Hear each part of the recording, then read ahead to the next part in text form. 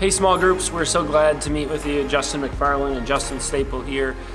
Justin was preaching at Marquette today and I was preaching at Harvey, and we're just so glad that you're on this journey of talking about growing young with us. And today we talked about how to be the best neighbor, and doing that especially with young people, 15 to 29-year-olds. And so we have an additional kind of challenge for you that we want you to discuss, and we encourage you to read 1 Corinthians 9. It's in your small group leader guide to talk about that. But we have some points that we just want to share with you that God's been bringing to our heart as we've been preparing this. So even in studying this passage, this in 1 Corinthians, Stephen calls this the quintessential passage on Christian witness. That if we're not understanding this passage on evangelism and reaching the lost, then we're not understanding evangelism at all. And actually he gives 3 points that I wanted to share with you guys that he says are drawn out of this, what Paul is bringing up. Paul talks about the agility that's necessary to be in culture, to be in it and not of it, to be able to operate in it and understand it, but also to be able to critique it lovingly.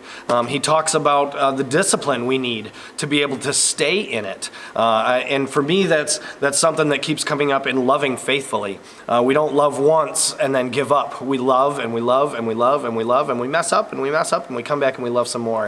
And he says that Paul's showing the discipline that it takes to be loving in evangelism, in a Christian witness. And he talks about how if we stay focused on the goal-oriented, with the goal of saving people, of bringing them into a relationship with Jesus, that's how we can operate. And it's a beautiful passage as you roll through this of challenge, of what it takes for us to reach out to people who don't look or sound or act or vote or think or behave like we do.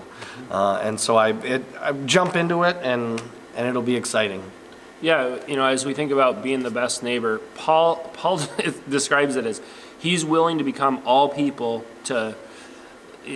for all people, that some might be saved. And so as we've been discussing this, we've been thinking about what are we willing to give up so that people can come to know Jesus. There's some really important things that we have to hang on to, that we can never let go, that the church will never let go of. Yeah. But everything else, what can we give up in order for people to come to know Jesus? And this is what Paul's doing. He's like, I'll give up this to save some. I'll give up that to save some. I'll act like this to save some. And he's saying he's not giving up his integrity because he's hanging on to the gospel. Yeah. But we want you to discuss, what is it that you can give up in order to show Jesus' love to your neighbor, especially your neighbors who are in that 15 to 29, but really all of them. As we try to be the best neighbor, what can we give up?